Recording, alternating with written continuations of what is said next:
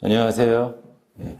자, 오늘부터 우리가 이제 회계학 같이 살펴볼 텐데, 우리 처음에 과목은 이제 여기 제일 위에 나와 있지만, 여기 회계 원리라고 하는 그런 과목이 되고, 요게 이제 우리 뭐 수능을 만약에 봐야 된다 그러면 이제 중학교, 고등학교를 거쳐서 이제 수능을 보고 할 텐데, 제일 처음에 있는 이제 중학교 과정이라고 생각하시면 딱 맞겠습니다. 그리고 여기를 이제 강조드린 이유가 뭐냐면, 이 회계 원리의 핵심은 뭐냐면, 회계의 순환 과정이라는 게 있어요. 우리가 이제 복식부기로 장부를 만드는데 복식부기에서 장부가 만들어지는 그 과정이고, 마치 이제 수학으로 말하자면 이제 우리 인수분해 같은 것도 제일 처음 배우는 그런 시간이라고 생각하면 되겠습니다. 그래서 이제 우리가 수학 포기자들 있잖아요. 그걸 거슬러 올라가 봐요. 대신 언제부터 수학을 내가 싫어하게 됐는가 이렇게. 마찬가지입니다. 회계를 이제 포기하는 사람들이 이제 있는데 그분들을 이제 거슬러 올라가면 내가 언제부터 이제 회계하게 안 됐는가 생각해 보면 이제 오늘 하는 요 부분이 딱 그 부분이다라고 생각하시면 되고, 그 다음에 이제 주의할 게 뭐냐면, 그 여기가 이제 제일 처음 출발이기 때문에 강조하는 그런 뜻이 아니고, 뒤로 가면 갈수록 뭐냐면 우리가 이 복식부기라고 하는 것을 이제 배울 텐데, 이 복식부기는 처음에 중요한 게 아니에요. 후반부로 가면 갈수록 중요하고, 특히 나중에 가서 우리가 자본이라고 하는 거에 대해서 이제 이야기를 할 때가 많이 나오는데, 결국 뭐냐면 자본을 누가 더 잘 이해했는가, 거기는 다 바로 지금 하고 있는 이 회계의 순환 과정과 관련되어 있다 이렇게 보시면 되겠어. 여기 부분을 특히 이제 강조를 드리겠습니다. 이렇게. 자, 그 다음에 여기 제일 처음 보시면 회계 정의 등이 쭉 나와 있는데, 저랑 같이 살펴볼 거 요 표 같은 게 있어요. 요것만 보시면 되고, 대신에 여러분들은 밑에 있는 이제 글씨 등이 있는데 요거를 가볍게 한 번 정도씩만 읽어보시면 되겠습니다. 그럼 제일 처음에 우리가 첫 시간이니까 여기 회계의 정의 등이 나와 있죠. 회계의 정의. 그래서 이 회계의 정의에 대해서 한번 같이 살펴보겠습니다. 여기 보면 이제 기업의 활동 나와 있는데, 여기서 이제 기업의 활동이라고 하는 건 뭐냐면 직원들을 이제 채용하기도 하고요. 이렇게. 그 다음에 우리 물건 같은 걸 매입합니다. 우리 구입한다. 매입. 물론 이제 매출이라고 하는 것도 있을 수 있어요. 이렇게. 그래서 이런 것들을 우리가 뭐라 하냐면 기업의 활동이라고 하는데, 그럼 중요한 건 그게 아니고 밑에 있는 여기 경제적 사건의 발생. 그래서 결론적으로 말씀드리면 이 직원을 채용하는 거는 경제적 사건이 아니에요. 그래서 결론은 뭐냐면 이 두 가지, 매입이라든가 매출이 있죠. 이것만 경제적 사건이고, 그래서 결론은 뭐냐면 측정 기록 분류 요약인데, 이 요약된 걸 우리가 뭐라고 하냐면 얘를 갖다가 뒤에 이제 바로 나올 겁니다. 얘를 재무제표란 말을 씁니다. 영어로 말하면 이게 Financial Statement에서 요거를 FS다 이런 식으로 이야기를 합니다. 그래서 결론은 이제 뭐가 되냐면 우리의 목표는 이렇게 경제적 사건을 요약을 해요. 그게 뭐냐면 여기 나와 있는 재무제표, 이걸 가지고 보고하는데, 이 보고하는 곳이 어디냐면 주주총회입니다. 주주총회 뭐냐? 돈의 주인들의 이제 모임이 되는 거죠. 거기서 보고를 한다. 그래서 결론 뭐냐? 이 이해관계자가 결국 주주 등을 얘기하는데, 우리 경제학 시간에 배우잖아요. 우리가 정보가 불균등합니다. 이렇게. 그래서 이 정보 불균등을 해소한다. 이 과정이 회계라는 말이고, 그 다음에 이런 용어도 이제 책에는 나와 있지 않지만 알아두시면 좋아요. 자, 그게 뭐냐?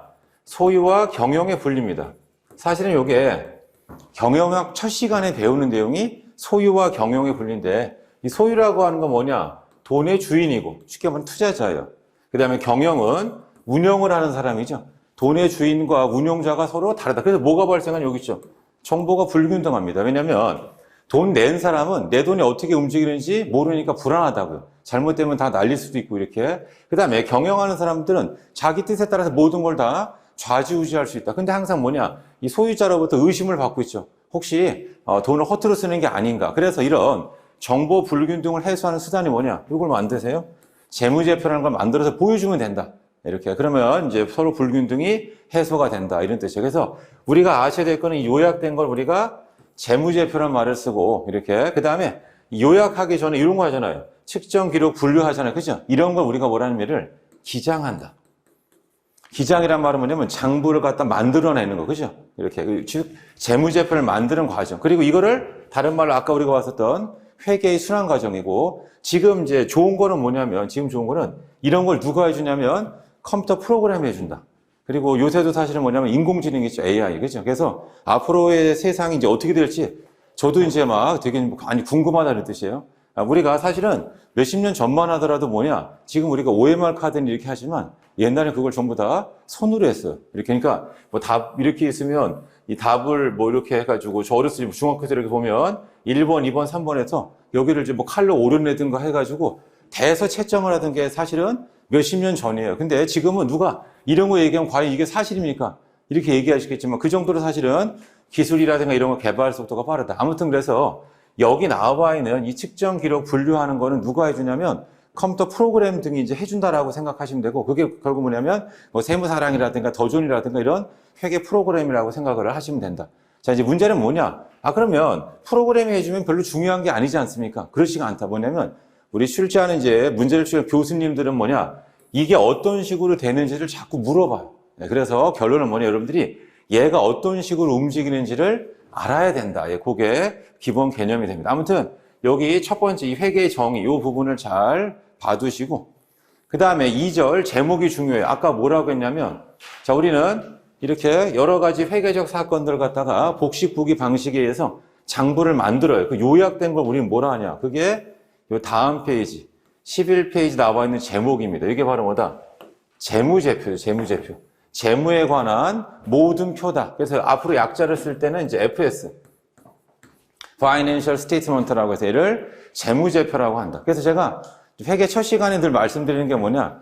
회계 이제 공부가 뭐하고 똑같냐면, 제가 이제 고소 게임 치는 걸 가지고 얘기해요. 제일 처음에 보면 패 12패를 알아야 되고, 점수 계산하는 방법, 용어도 알아야 돼. 뭐 파란색 3개를 모으면은 우리가 3점이고 뭐 청단이라고 한다. 그 다음에 뭐 동물 3마리, 뭐 새 3마리 모으면은 우리가 고돌이라고 해서 5점이라고 한다. 이런 규칙. 그 다음에 뭐 피를 몇 장을 모으면 1점이고, 추가 한 장당 뭐예요? 이제 1점씩 추가되는데, 어떤 거는 한 장처럼 보이지만 2장이라고 이제 하는 것도 있더라. 그런 것처럼 처음에 회계 공부가 어려운 게 뭐냐? 이런 새로운 용어들이 나오고, 그래서 여기 재무제표 나왔을 때도 거부감을 가지면 안 되고, 이게 재무제표라고 하는구나 라고 하고, 이제 그 다음부터 빨리빨리 진도를 나가야 된다. 그래서 정리된 건 역시 표만 보시면 돼요. 자, 우리 요게 이제 시험 문제인데, 여기 시험 문제인데, 재무제표 이렇게 해서 제일 중요한 게 요거예요. 주석.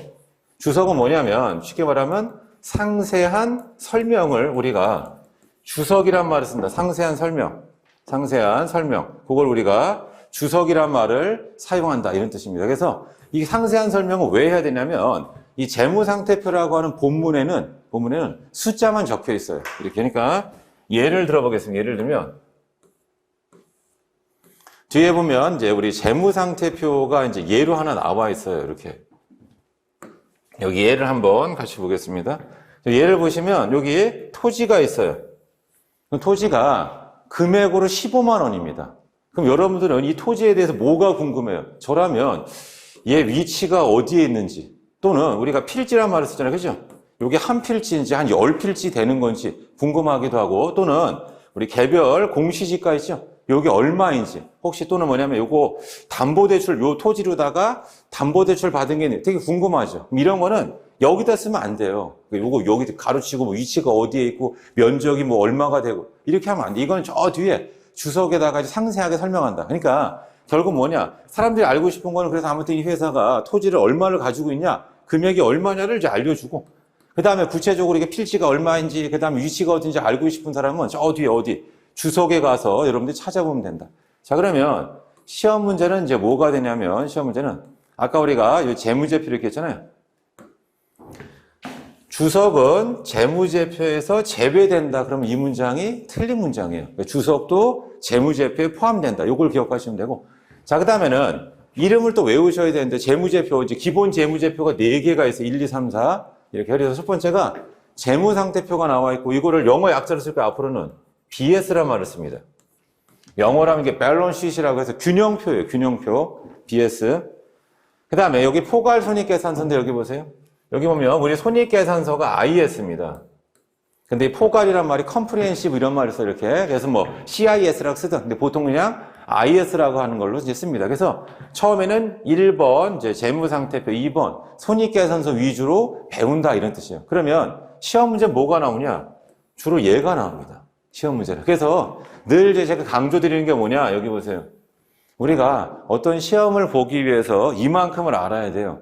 시험 문제는 요거 위에서만 나오는 거예요. 이 밑에는 시험을 보기 위해서 꼭 필요하지만 수준 미달로 시험에는 출제가 안 돼요. 그러니까 BS나 IS는 기본 상식을 당연히 알고 있어야 됩니다. 근데 그거를 기반으로 그 다음에 얘를 이제 우리가 공부할 거예요. 시험 문제는 뭐냐? 여기서 이제 꼭 나온다. 여기서 한 문제 내지는 두 문제가 꼭 나온다. 이렇게 보시면 됩니다. 그리고 자본 변동표도 알긴 알아야 되는데 출제 비중은 거의 현저히 좀 떨어지는 게 자본 변동. 그래서 결론은 뭐냐? 우리 여기 회계 원리 단계에서는 이 BS하고 IS 위주로 중점적으로 이제 배운다. 그리고 회계 순환 과정에 배우는 게 여기는 1번, 2번이에요. BS, IS라고 하는 거를 배우는 게 핵심이 된다. 자, 이제 그 다음 보겠습니다. 그 다음은 여기 재무상태표는 무조건 처음에 쓰는 거죠. BS. 이렇게, 얘는 BS. 그래서 재무상태표는 여기 나와 있죠. 특정 시점에 재무상태를 나타낸다. 여기도 두 가지가 중요해요. 여기 보면 시점이란 말이 나오고. 근데 여기 보시면 재무상태란 말이 나오죠. 그래서 여러분들 경제학 첫 시간에 뭘 배워요? 유량과 저량을 배웁니다. 자, 그래서 여기도 보시면은 여기 재무상태표 예시가 나와 있잖아요. 여기서 제일 중요한 건 뭐냐면 얘예요. 그리고 여기다 써놓으세요. 이게 저량입니다. 저량이란 말은 뭐냐? 시점을 나타내는 거, 시점. 그러니까 얘는 딱 12월 31일 상태예요. 그러니까 예를 들어서 10월 달은 이 상태가 아니에요. 또 내년도 1월 달도 역시 이 상태가 아니고 딱 12월 31일 현재의 상태가 된다. 이런 뜻입니다. 자, 그에 비해서 좀 약간 왔다 갔다 하는데 그냥 편하게 보세요. 이렇게. 자, 손익계산서가 있잖아요. 손익계산서는 이런 말을 씁니다. 여기 손익계산서. 여기 보세요. 일정 기간 동안에 경영성과가 된다. 일정 기간, 위에 여기. 잠깐만요. 요거 손익계산서 이렇게 나왔고 그냥 IS라고 써놓고요. 몇 번을 계속 반복하는 거 외우는 거예요. 여러분 이거는 뭐 초단이라고 합니다. 그죠? 뭐 이런 식으로 계속 처음에는 외워야 돼요. 그래서 여기 일정 기간 동안 경영성과고 여기 기간이란 말에 동그라미 펴보시기 뭐예요? 이게 플로우의 개념. 유량의 개념이 된다. 유량. 이렇게 흐르는 물의 양, 유량의 개념. 그래서 우리 손익계산서에서 제일 중요한 거는 밑에 이제 작성 원리 등에 나와 있는데 이 부분이에요. 얘는 1월 1일부터 12월 31일까지. 그러니까 마치 뭐 우리 경제학 첫 시간에 배우잖아요. 당신 얼마 법니까? 그래서 저 100만 원 버는데요? 100만 원밖에 못 벌어요? 초당 100만 원 버는데요? 느낌이 다르죠. 그러니까 항상 기간을 명시해야 돼. 이게 한 달 동안인지 1년 동안인지 3개월 동안인지. 그래서 유량과 저량에 대한 그런 내용이 되고 그럼 시험 문제는 뭐냐? 이따가도 이제 우리가 OX 같은 것도 좀 풀어보고 할 텐데 뭐 이런 겁니다. 여기 나와 있는 뭐 예를 들어서 뭐 재무상태표가 이렇게 쭉 나와 있다. 그러면 여기 보세요. 특정 시점이잖아요. 일정 기간의 재무상태를 틀렸다고요. 얘는 시점을 나타내는 거예요. 이렇게 아까 손익계산을 마찬가지. 특정 시점의 경영성과 이런 말은 나오지 않는다. 일정 기간 동안의 경영성과를 나타낸다. 이런 뜻입니다. 그래서 아무튼 재무상태표고 이제 그 다음이 중요해요. 그럼 재무상태표의 구성 항목이죠. 등장인물은 뭐냐? 거기 있잖아요. 자산부채 자본. 그래서 여기 보세요. 자산부채 자본을 뭐라 불러요? 얘를 재무상태라 부릅니다. 그러니까 누가 물어봐요. 재무상태가 뭐예요? 그럼 멈칫하면 안 되고 자산부채 자본을 재무상태라 부릅니다. 그럼 아까 뭐라고 해요? 손익계산서는 일정 기간의 경영성과죠. 그럼 경영성과가 뭐예요? 수익, 비용, 이익을 우리가 경영성과라 부릅니다. 그러니까 그거를 처음에는 이제 잘 안 되니까 자꾸 외워야 된다. 그래서 제가 늘 강조하는 게 우리 어렸을 때 구구단 배워요. 이렇게. 그럼 예를 들어가지고 2 곱하기 3은 뭐 6이다 할 때 이 곱하기 3이라는 게 뭐냐? 얘를 3번 더하라. 그러니까 뭐냐면 2 더하기 2 더하기 2 이런 뜻이에요. 그럼 우리가 곱하기 4는 뭐냐? 2 더하기 2 더하기 2 더하기 2라고 해요. 이게 곱하기 4의 뜻이에요. 근데 처음에 애한테 이런 거 얘기해봐야 잘 못 알아들어요. 그러니까 뭐예요? 노래처럼 외우라고 하죠. 뭐 1은 2고 2는 2, 뭐 2, 3은 뭐 이런 식으로 외우라고 해요. 그죠? 2는 3, 뭐 2, 3은 이런 식으로. 그게 왜 그러냐?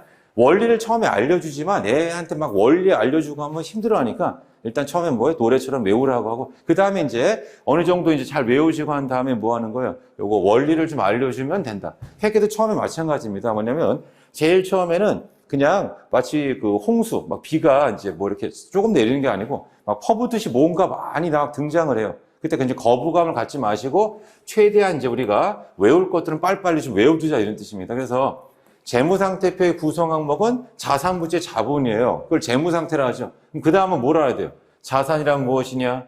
부채란 무엇이냐? 자본이란 무엇이냐? 이걸 알아야 되고 그거를 정리한 게 밑에 표예요. 여기 보시면 그래서 여러분들은 그냥 본문은 가볍게 읽으시면 되고 뭔가 네모 쳐놓고 이렇게 했잖아요. 그 부분만 잘 들여다보면 된다 그런 뜻이에요. 그럼 여기 보세요. 자산. 자산은 뭐냐? 기업이 소유하는 물건의 권리로서 경제적 효익을 창출할 잠재력을 지르는데 여기다 이제 동그라미 쳐보세요. 이 경제적 효익이 쉽게 말하면 뭐냐? 돈이에요. 그러니까 우리가 어떤 공부나 이런 학문을 잘 이해하는 건 뭐냐? 그냥 어려운 말을 우리가 생각하는 쉬운 거. 그러니까 결국 뭐냐? 자산은 돈 벌어주는 거. 우리 여기 하우패스도 여러분들이 앉아있는 책상이나 의자가 자산이에요. 왜 자산인가 생각해 보세요. 만약에 이게 없으면 어떻게 해요? 바닥에 앉아야 돼요. 판소도 힘들고 엉덩이도 막 차갑고. 그러니까 뭐예요? 다른 학원에 가겠죠. 다른 학원에 만약 의자나 책상이 있다면 이렇게. 그러니까 결국 뭐냐? 의자나 책상. 여기도 마찬가지고 전자칠판 이것도 하우패스의 자산이다. 그럼 얘가 왜 자산인가를 설명하면 돼요. 얘를 통해서 돈을 벌어주는 거죠. 설명할 때 보면 이해도가 높잖아요. 마치 과외하는 것처럼 이렇게 해줄 수 있으니까 훨씬 더 좋다. 그러니까 원래는 뭐냐? 이게 없으면 제가 여기다 책을 펼쳐놓고, 전 책도 없잖아요, 지금. 그죠? 책을 펼쳐놓고 여러분 몇 페이지를 보세요. 그러면 전반적으로 어떠냐면 이런 겁니다. 그러니까 저 어렸을 때는 뭐냐? 학교에서 그냥 사전을 했어요. 그래서 공부 잘하는 친구들은 뭐냐? 모르는 단어가 나오면 사전을 찾아야 될 거 아니야. 펼치면 거의 한두 페이지 차이로 그 단어가 있어요.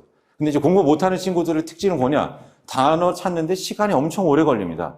그 얘기는 뭐냐면 책에 있어서 여러분 어디를 보세요?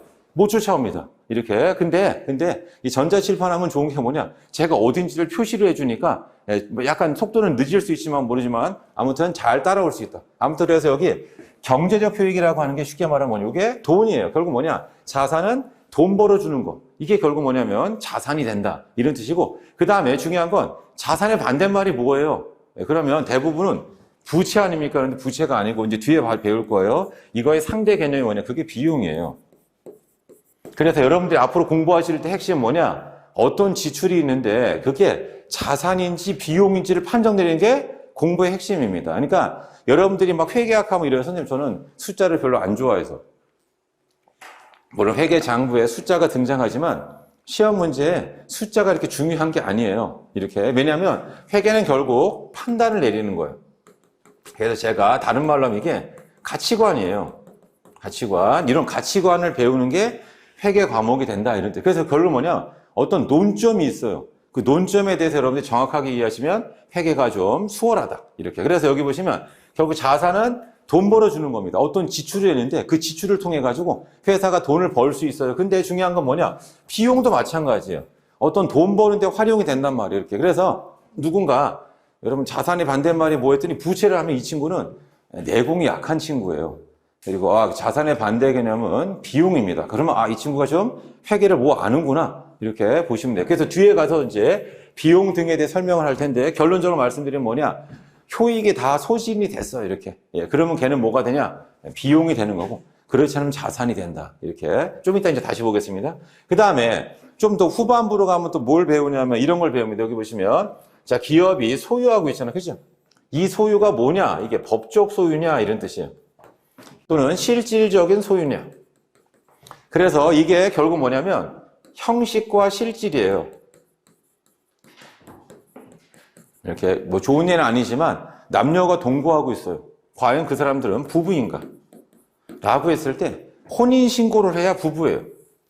혼인신고 안 하면 법적으로는 부부가 아니에요. 하지만 이들은 실질로 부부랑 다를 바가 없는 거 아니에요. 이렇게. 누가 결혼식도 올렸는데 혼인신고를 안 했어요. 과연 이 사람들은 부부에 아니에요 라고 했을 때 회계는 이렇게 본다고요. 실질에 따라 이들을 부부로 본다. 그래서 뒤에 가서 나중에 이 책에는 아니고 나중에 가서 뭘 배우냐면 리스 회계를 배워요. 그리고 우리가 할부를 배웁니다. 그러니까 자동차를 할부로 사요. 자동차를 리스로 사요. 둘의 공통점은 뭐냐? 돈이 없어서 빌려서 차를 사는 거고 차이점은 뭐냐? 할부는 차량 등록증 명의가 4명이에요. 리스는 차량 등록증의 명의가 4명이가 아니고 리스 회사 명의다. 그럼 명의가 달라요. 이렇게. 하지만 실질적인 사용권. 그래서 나중에 배우겠지만 리스할 때 이런 말 씁니다. 사용권 자산이라는 말을 써요. 소유권은 없어요. 사용권만 가지고 있어요. 하지만 이것도 우리 회사 장부에 자산을 기록한다. 그게 결국 뭐냐면 여기 나와 있는 자산의 개념. 그러니까 이거를 이제 왜 지금 먼저 말씀을 드리냐면 우리가 내공이 약할 때는 이거를 읽을 때 이 소유라는 말에 대해서 신경을 안 써요. 근데 내공이 높아지면 이 소유가 어떤 소유, 그게 시험 문제라니까요. 그러니까 거기에 초점을 맞춰야 되고 이거를 왜 강조하냐면 우리 공부에서 제일 중요한 게 그게 회독수예요. 그러니까 무슨 말이냐면 책을 한 번 보고 시험장 가는 게 아니에요. 그러니까 책을 누가 더 여러 번 많이 볼 수 있냐. 그리고 그래서 항상 뭐냐면 만약 내일이 시험이에요. 그럼 우리 회계할 때도 이제 시간이 할애가 될 거 아니에요. 보통 한 2-3시간 정도 할애가 될 거예요. 그럼 2-3시간 안에 내가 총 정리를 하고 시험장에 가는 거예요. 이렇게. 그러면 그때 가서 이제 어떻게 할 거냐. 그리고 그때 정리가 잘 2-3시간은 정리가 되려면 뭐예요? 본인 스스로 평상시에 어떤 내용에 대해 정리를 잘 해둬야 될 거 아니에요. 그거를 여러분들이 떠올리시면 된다. 그래서 그게 여기는 회독수가 되고 대부분의 분들이 시험에서 처음에 좋은 결과 안 나오는 이유는 뭐냐? 회독수 부족이에요. 일정 회독수가 안 되면 절대로 문제를 빠르게 풀 수가 없어요. 그리고 문제가 잘 눈에 들어오지 않는다. 그래서 시험장 가면 어떤 일이 발생하냐면 회계가 우리 40문제잖아요. 이렇게. 그래서 좀 쉽게 말하면 20개 확실하게 풀고 나머지 20개 한 번으로 찍어요. 오지선다예요. 그 중에 4개는 맞겠죠. 한 번으로 찍어도. 그럼 요 20개 4개 하면 24, 그게 60점이에요. 사실은 뭐냐? 뭐 시험에서 뭐 꽈락 맞는 분들도 있어요. 근데 그분들한테는 죄송하지만 사실은 꽈락 맞기가 더 어렵습니다. 실제로 공부를 만약에 본인이 잘했다면. 근데 현실은 그렇지가 않아요. 근데 그렇게 되는 주된 이유는 뭐냐? 회독수 부족입니다. 회독수 부족. 그래서 제가 이 책에서도 마찬가지예요. 뭐냐면 시험에 나오는 부분이 있고 논점이 있어요. 그래서 그 논점을 잘 알면 여러분들이 좀 시험에 수월하게 되고 그 논점을 모르면 뭐야? 공부는 되게 책상에 오래 앉아있어 열심히 하지만 시험 점수는 안 나온다. 그리고 저의 역할은 뭐냐? 논점. 그 논점은 결국 뭐냐? 출제하는 교수님들의 관심사항이죠. 그걸 제가 계속 알려드리는 거고. 또는 뭐냐면 논점 중에서도 이런 게 있어요. 얘는 너무 어려워요. 매년 나오는데. 그럼 못합니다. 그러니까 뒤에 나중에 배우겠지만 뭐 이연 법인세 회계가 있어요. 뭐 회계사나 세무사는 세법이 필수 과목이에요. 법인세를 의무적으로 배우니까 얘가 쉽습니다. 근데 세법 시간에 하던 거 그냥 회계에다 갖다 놓으면 되니까. 근데 여기 감정평가사나 관세 이런 데는 세법을 안 해요. 그러니까 요거 할 때 아주 기본적인 것만 하고 그 기본 이상이 되는 건 못 푸는 거죠. 그러니까 범주를 정해. 그러니까 그런 역할을 제가 해드리면 되는 거예요. 또는 뭐 고급 회계가 있어요. 이렇게. 그래서 2차의 회계가 있냐 없냐도 매우 중요해요. 2차는 주관식이잖아요. 그죠? 이렇게. 우리는 1차 패스만 하면 돼요. 이렇게. 그러다 보니까 고급 회계가 전혀 안 나오는 거 아니고 뭐 한 문제 정도 나올 수도 있어요. 하지만 우리는 그냥 그런 것들은 뭐 과감하게 생략하는. 그러니까 그런 역할은 제가 해드리면 되고 대신에 여러분들은 뭐냐? 제가 여러분 여기 중요합니다. 이거 의미가 있어요. 라고 하는 부분에 있어서는 최선을 다해서 여러분들이 해주셔야겠다. 자, 아무튼 뭐냐? 여기 나와 있는 여기 자산, 부채, 자본 등이 나와 있는데, 자, 기업이 소유하고 있는 물건이나 권리로서 경제적 효익을 창출할 잠재력인데, 쉽게 말해, 이게 뭐예요? 돈 벌어줄 수 있는 거. 근데 여기 보면 소유가 있는데, 이게 법적 소유, 틀렸다. 얘는 실질적인 소유를 의미한다. 그거를 나중에 가서 배울 거예요, 이렇게. 자, 그 다음에, 그 밑에 이제 부채를 보겠습니다. 자, 부채는 뭐냐? 기업이 미래 제3자에게 자산이나 용역을 제공하는데 현재 의무 이렇게 나와 있죠. 한마디로 말하면 뭐냐? 얘는 뭐예요? 빚진 거예요.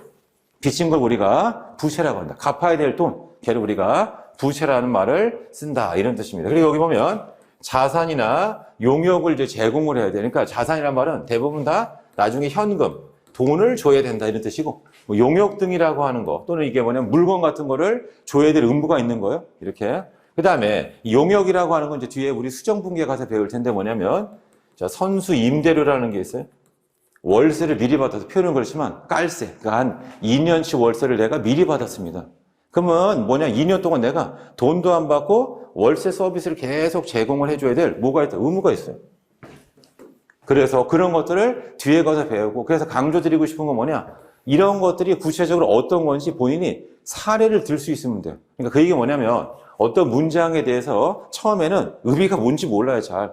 근데 아까도 얘기했죠. 회독수가 중요해요. 뒤에 수정분계를 배우고 나서 예를 보면 어떻게 된다? 이해도가 훨씬 높아지고 이 문장이 어떤 의미인지를 알 수 있다. 그래서 제가 영화 이야기를 많이 해요.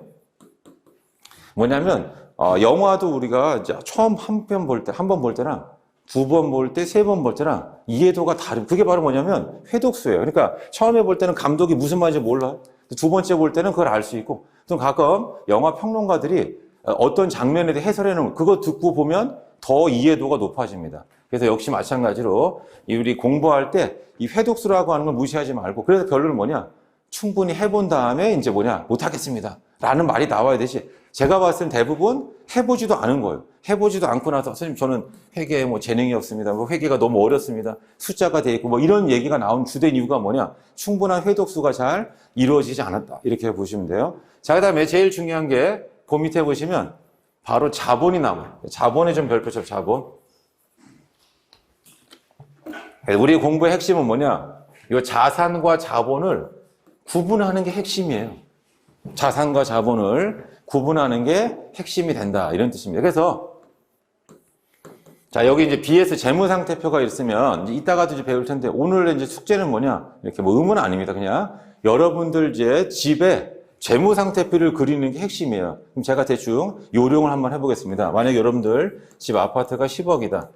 그리고 이 10억짜리 아파트를 사기 위해서 위에 은행에서 담보대출을 뭐 한 6억을 받았다. 그 다음에 아버지 뭐 차량 운반구가 있는데 이 차량 운반구가 예를 들어서 5천만 원, 0.5라고 쓰겠습니다. 그리고 할부금 아직 남아있는 거. 할부금 잔액이 뭐 3천만 원이다. 한 2천만 원쯤, 할부금 잔액이 한 3천만 원 남아있다. 2천만 원 정도는 돈을 다 갚았고 이런 식으로. 그래서 자산을 다 적고 갚아야 될 거를 적으라. 뭐 카드값 남은 거니 뭐니 이렇게. 그죠? 그럼 남는 게 뭐냐? 이게 자본이에요. 이게 자본은 뭐냐? 결국 자산 빼기 부채 이걸 자본이란 말을 쓴다. 이게 자본이에요. 이게 자본. 그래서 결론은 뭐냐? 자산과 자본이 다른 거고 지금 제가 한 이 행동, 이게 복식북이에요. 단식이 아니고 복식으로 다 장부를 만들었다는 뜻이고 그럼 얘의 좋은 점은 뭐냐? 이런 복식북의 좋은 점은 뭐냐? 앞면만 보여주는 게 아니고 뒷면도 보여준다. 그러니까 예를 들어서 뭐 이제 대학 졸업하고 이제 친구놈들 만나. 그럼 남자들은 대부분 다 뭐냐? 차를 봐요.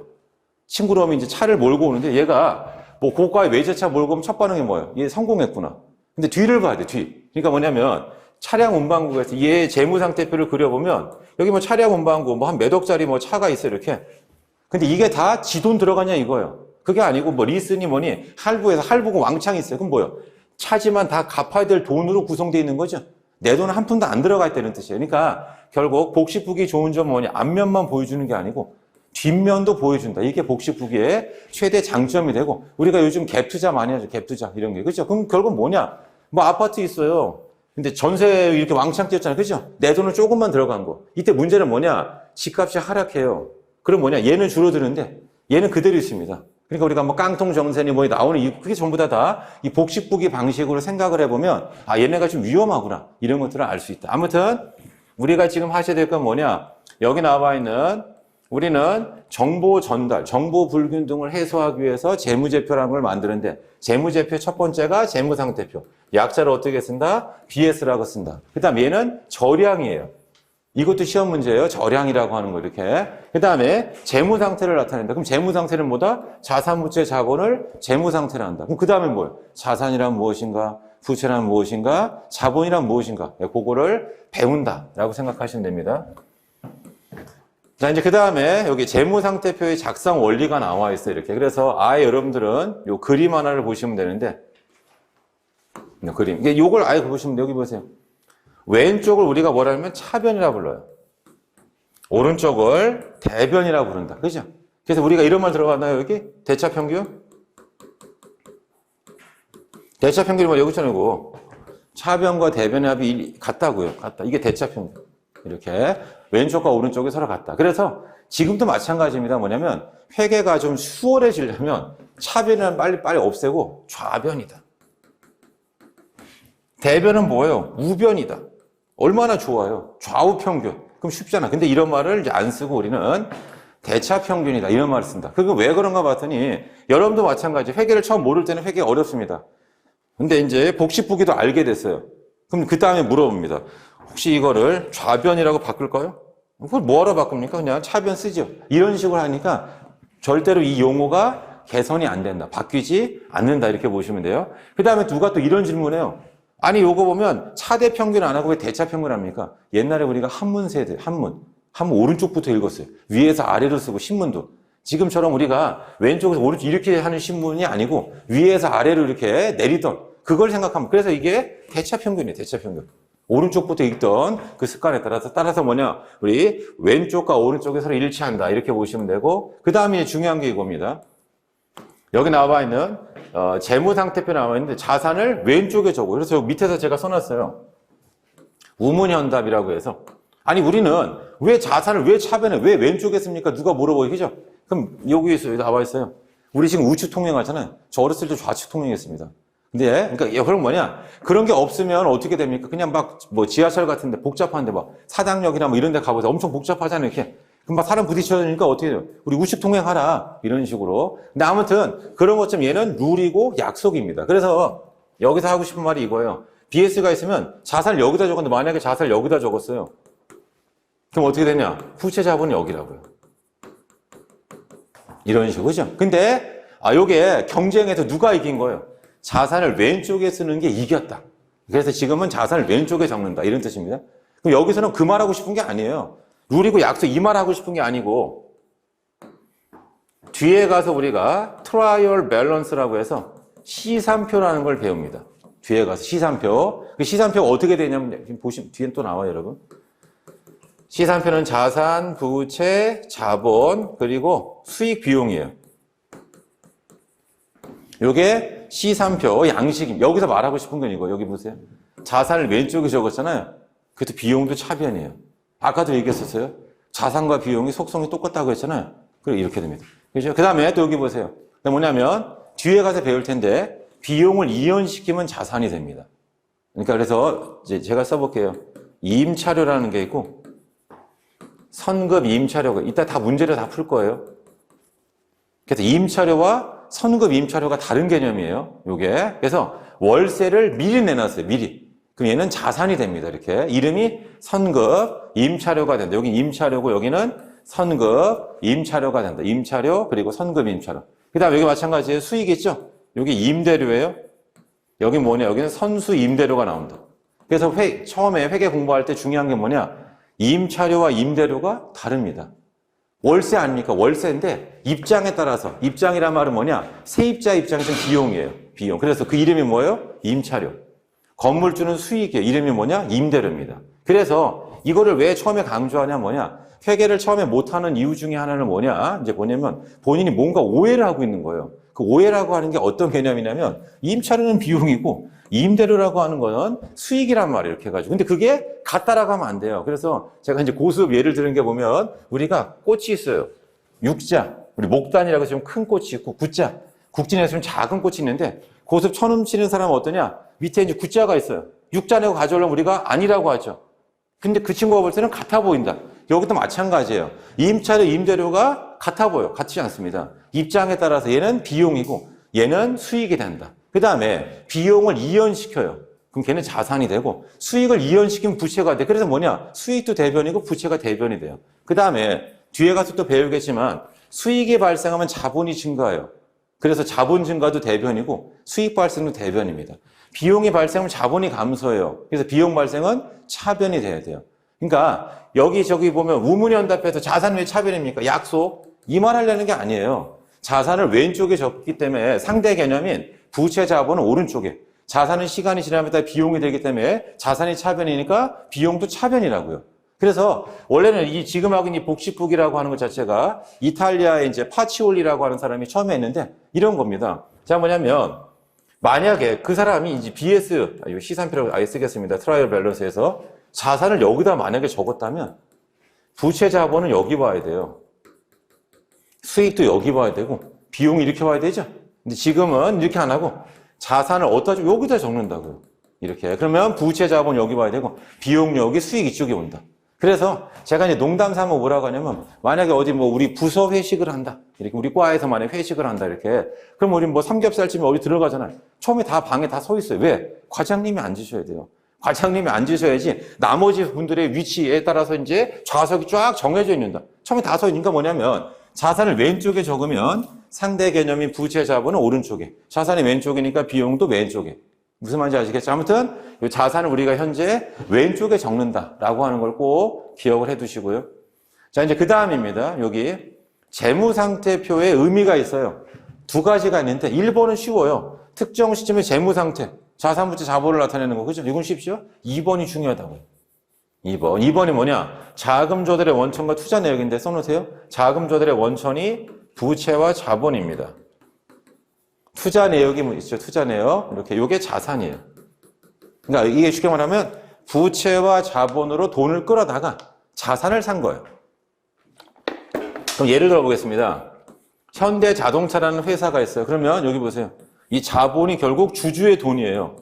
자, 우리 대한민국에서 자동차 사업해서 돈 벌 사람 모여라. 그게 현대자동차 주주예요. 근데 이 돈만 가지고는 공장 못 지어요. 그래서 어떻게 하냐? 은행에 갑니다. 은행에 가서 사업 설명을 하는 거예요. 우리가 이런 아이템을 가지고 사업하려고 하는데 돈이 모자라요. 그래서 어떻게 돈을 빌려달라고요. 대신에 뭐냐? 당신은 경영에 참여하면 안 돼요? 우리가 정해진 이제 빌려온 돈에 대해서 뭐 7%면 7% 정해진 이자를 줄 테니까. 그러니까 예를 들어서 1,000억 빌려왔으면 매월 1년에 70억씩 이자를 줄 테니까 경영에 참여하지 말아라. 그런 조건으로 돈을 빌려왔어요. 그래서 원래 우리가 내 돈도 만약에 1,000억이고 은행에 빌려온 돈 1,000억, 그럼 2,000억을 가지고 뭐 기계장치도 사고 토지도 사고 등등 한 거죠. 이 기계장치, 토지 등을 활용해가지고 어떻게 된다? 자동차 만들어 팔아가지고 이자도 주고 나중에 여기 뭐 배당도 주고 이게 결국 뭐다? 현대자동차라고 하는 회사가 된다. 자, 아무튼 그래서 이걸 꼭 기억해야 돼요. 자금 조달의 원천과 투자 내용 나와 있죠. 자금 조달의 얘가 자금 조달의 원천이라고요. 요건 내 돈, 남의 돈. 투자 내역이 뭐냐? 다른 말로 하면 돈, 사용 내역. 그걸 우리가 자산이라는 말을 쓴다. 이런 뜻이고, 그럼 이거를 지금 왜 하냐면 나중에 현금 흐름표를 배워요. 현금 흐름표. 그때 요게 투자 활동이고요. 요게 재무 활동이라는 걸 배워요. 나중에 현금 흐름표 할 때. 그래서 늘 강조드리는 게 뭐냐? 우리 중학교 때 공부 잘하는 애가 고등학교 때 잘할 가능성이 높다고요. 그러니까 물론 중학교 때 잘하는 애가 고등학교 때 망가지는 것도 많이 봐요. 하지만 대부분 중학교 때 잘하는, 그러니까 중학교 때 못한 놈이 고등학교 때 가서 걔가 똑같이 했는데도 잘하는 건 있을 수가 없다고. 이렇게 걔가 더 노력했으니까 잘하겠죠. 그러니까 결론은 뭐냐? 중학교 때 잘한 친구가 고등학교 때 잘하는 게 높은 것처럼 이때 이런 걸 들어두면 우리 현금표 할 때 재무활동 설명할 때 그거요. 바로 알 수 있어요. 즉 부채, 자본과 관련된 게 재무활동, 자산과 관련된 게 그게 투자활동이라는 거를 나중에 알 수 있다. 아무튼 재무상태표의 의미 있죠. 요거 잘 보시고, 자 밑에 보시면 손익계산서인데 여기 보세요. 여기 보면 포괄 손익계산서고 우리가 회계원리 다음 과정이 재무회계라고 하는 걸 배워요. 회계원리 다음 과정이 재무회계. 그래서 보통 회계학원에서는 재무회계라는 말을 안 써요. 중급회계라는 말을 씁니다. 중급 다음에 이제 고급 회계가 있는데 이 두 개를 합친 게 그게 재무회계예요. 그러니까 여러분들은 고급 회계가 어렵다는 뜻이 아니에요. 그러니까 우리가 M&A라는 말 들어봤었죠? 머전, 애퀴지션, 이게 인수합병입니다. 그러니까 뭐냐면 한 회사 내에서 발생한 일을 정리한 게 중급 회계예요. 그 다음에 회사를 갖다가 인수합병이라는 말을 쓰죠. 그렇죠? 그런 거 회계 처리, 우리가 사업결함이라는 말, 그게 바로 고급 회계예요. 근데 우리 시험에도 한 문제 정도 나올 수 있어요. 안 한다고요. 투입 대비 산출. 왜냐하면 2차 시험에 나오면 해야 돼요. 하지만 우리는 2차가 회계가 없잖아요. 패스만 하면 되니까 1차를 내가 뭐 수속했어요. 2차 할 때 너 수속이니까 뭐 가산점 얼마 이런 거 없어요. 그러니까 우리는 패스하는 게 중요하다. 그러니까 사실은 뭐냐? 우리가 뭐 동차를 노리든 뭐를 하든 마음의 심리 여유가 되려면 지금이 몇 월 달입니까? 지금이 이제 우리가 4월 달이잖아요, 지금. 이렇게. 여러분들이 엄청 빨리 시작한 거 이렇게. 한 추석 때쯤 되면 그러면 이제 기출문제의 상당수가 이제 해결을 할 수 있으면, 그러니까 기출문제 한 60, 70%가 정리가 되면 어떤 생각이 드냐면 회계에 문제가 없어요. 그럼 1차 패스라고 생각하면 돼요. 이제 물론 이제 다른 과목도 이제 공부를 해야 되는데 그만큼 이제 처음에 이제 이 감정평가도 준비하는 분들이 회계에 대한 이제 공포심과 이게 엄청나게 크다 이런 뜻입니다. 이렇게. 그래서 그것도 또 이런 것도 있어요. 뭐냐면 보통은 이제 짝수회가 조금 문제가 좀 어려워요. 홀수회보다 이런 식으로. 여러분들은 2025년도면 홀수회니까 좀 수월하게 이제 아마 볼 거라고 생각합니다. 근데 아무튼 뭐냐면 난이도가 일정한 게 아니고 좀 들쭉날쭉한다. 이렇게. 자, 그래서 결론은 뭐냐? 이 중급회계, 고급회계를 합쳐서 우리가 보통 재무회계라는 말을 쓰는데 우리가 그때 가서 얘를 집중적으로 배운다고요. 이 포괄이란 말. 그럼 이 포괄이라고 하는 거는 어떤 의미냐면 공간이 좀 필요해요. 여기다 좀 써보겠습니다. 자, 원래 우리가 IS라는 게 있어요. 손익계산서. 이 손익계산서는 매출서부터 출발해서 당기순이익이에요. 그럼 여기다가 플러스 마이너스 기타 포괄 손익이라는 걸 가감해요. 그럼 이게 총포괄 손익입니다. 자, 그리고 중요한 건 뭐냐면 이 총포괄 손익이라고 하는 개념, 여기 기타 포괄 손익 개념이 대한민국이 언제 생겼냐면 2007년도에 생겼어요. 올해가 2024년도죠. 생긴 지가 얼마 안 된 거예요. 이 개념 자체가 이렇게. 그래서 지금은 뭐냐? 포괄손익계산서가 우리 매우 중요한데 어떤 개념이냐면 이 단기순손익은 실현된 거고 요 기타 포괄손익은 미실현이에요. 근데 이 미실현의 말이 되게 어렵습니다. 이게 바로 쉽게 말하면 뭐냐? 평가손익입니다.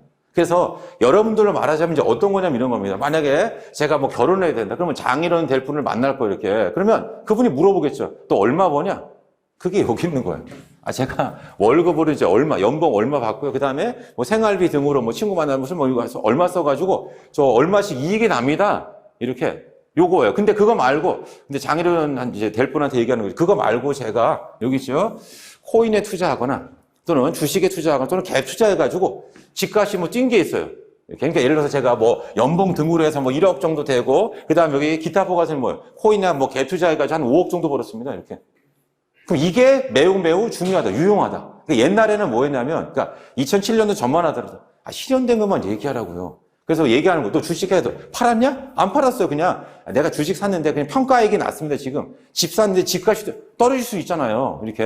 그러니까 그렇게 뭐 미실현된 거 얘기하지 말고 실현된 것만 하라. 근데 지금은 뭐냐? 요거 실현된 것뿐만 아니라 요거 앞으로 실현될 거 아니에요. 요것도 좀 미리 알려주면 좋을 거 아니에요. 그래서 지금은 뭐냐? 포괄 손익의 시대다. 그래서 밑에 거를 다시 가보겠습니다. 여기에 보면 포괄손익계산서에서 사실은 이 포괄이라는 말이 매우 중요하다고. 그러니까 손익계산서가 IS고 포괄손익계산서는 컴프리헨시브에서 보통 CIS 뭐 이런 식으로 씁니다. 이렇게. 근데 우리가 처음 회계원리 단계에서 이걸 안 한다고요.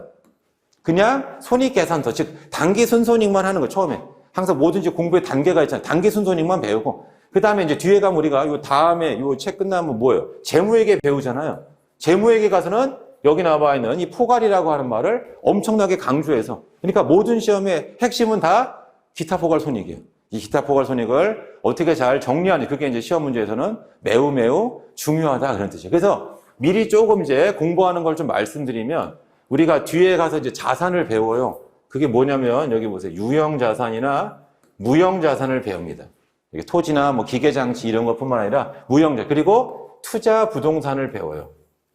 그리고 주식이나 채권인데 그 주식이나 채권이 FVOCI라는 것도 있고 FVPL이라는 것도 있어요. 이때 이 OCI라고 하는 게 뭐냐? Other Comprehensive Income 이게 기타 포괄손익이에요. 저희는 FV는 뭐냐? 나중에 배웁니다. Fair Value라고 해서 공정가치평가예요. 이렇게. 그리고 평가손익을 낸 기타 포괄손익. 저희도 FV가 뭐예요? Fair Value. 공정가치평가를 하세요. 평가손익이 뭐냐? PL. 얘는 Profit or Loss라고 해서 이게 단기손익 처리합니다. 그래서 우리가 손익계산서가 어떻게 되냐면 단기순손익에다가 기타 포괄손익을 가감하면 총포괄손익이에요. 그럼 자산이 가치가 올라가면 평가증이고 떨어지면 평가감이잖아요. 그리고 여기 유형자산은 올라가면 여기예요. 떨어지는 건 여기입니다. 투자 부동산은 이거 나중에 해요. 근데 지금 이걸 말씀드리는 이유는 뭐냐? 우리의 목표 그리고 우리가 공부를 어떻게 해야 되는지 이제 방향성을 설명드리는 거예요. 얘는 여기예요. 얘는 뭐냐? 둘 다 여기라고요. 얘는 둘 다 단기손익이라고요.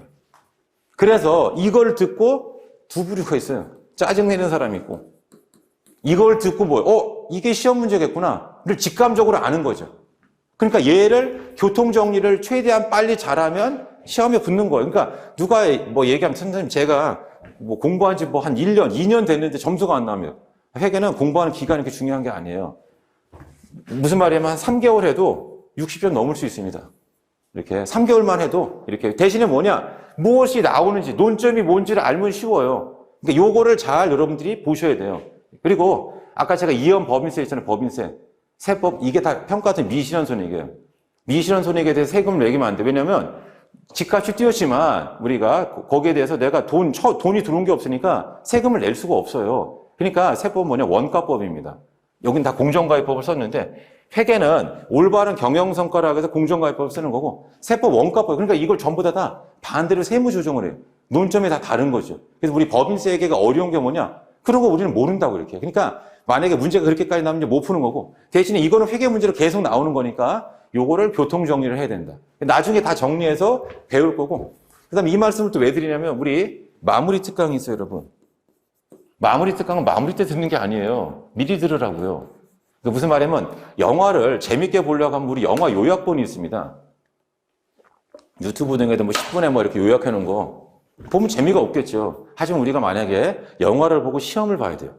그럼 어떻게 돼요? 요약본을 보고 가야죠. 논점이 뭔지 알아야 되니까. 그래서 사실 마무리 특강 같은 거 다 뭐 동영상 있잖아요. 미리미리 틈틈이 보라고요. 그러면 전반적인 흐름이 뭐가 되는구나. 그거를 알 수가 있습니다, 이렇게. 근데 항상 우리는 마무리할 때 들으려고, 그죠? 마무리가 아니고 미리 보는 거, 미리. 왜냐하면 회계 문제는 이미 정형화돼 있어요. 그러니까 내년도 문제도 뭐냐? 그럼 올해 준에서 나오겠죠. 그럼 그 전년도 아니에요. 우리가 예상했던 문제, 예상을 벗어난 문제는 많지가 않다 그런 뜻이에요. 그러니까 생각해 보세요. 40문제 중에 내가 30개만 확실하게 풀 줄 알면 될 거 아니에요. 이렇게 40문제 30개.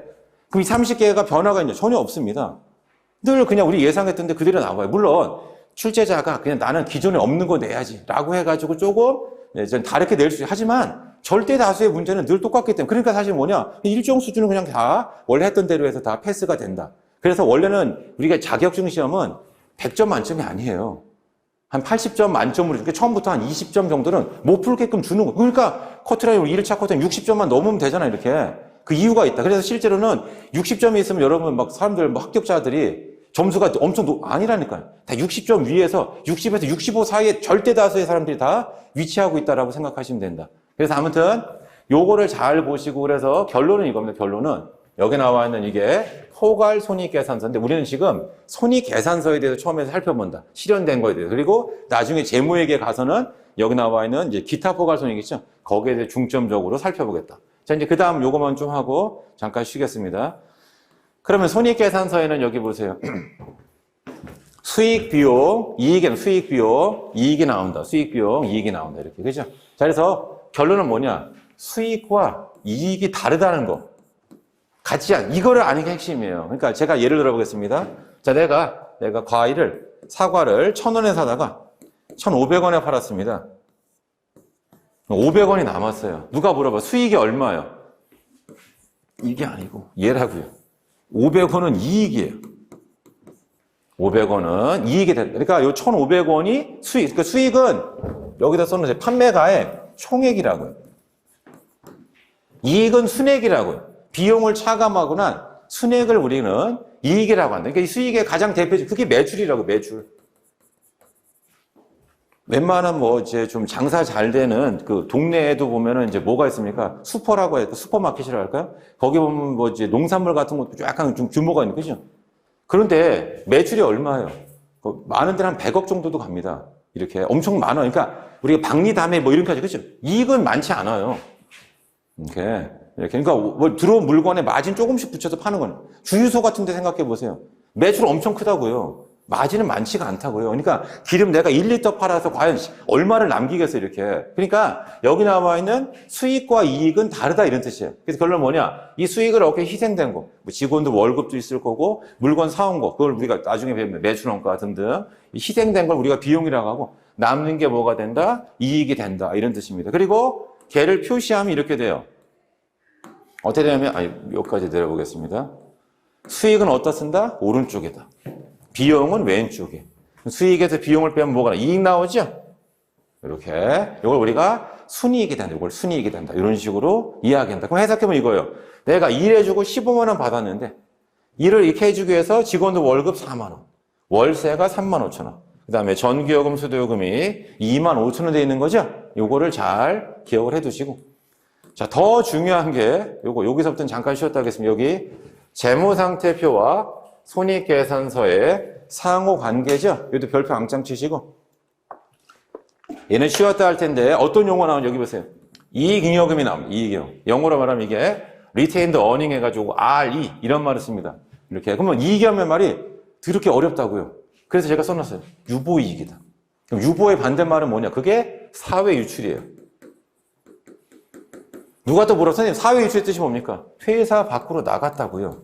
그게 뭐냐? 여기 있죠. 배당이라고. 배당. 그러니까 여기 나오면 이익이하면 뭐냐? 우리 여러분 어렸을 때 이런 거 배우죠. 시그마. K는 1에서부터 N까지. 회사 설립서부터 지금까지 단기 순이익의 합이 이익이험이에요. 근데 이 중에서 우리가 배당을 준 걸 빼라고요. 배당은 밖으로 나갔으니까. 회사 내부에 남아. 이게 바로 뭐냐? 이게 이익이험이 된다. 근데 아무튼 여기서부터는 잠깐 쉬었다. 여기가 엄청나게 중요합니다. 여기가. 요거 한번 읽어보세요. 이렇게. 잠깐만 쉬었다 하겠습니다.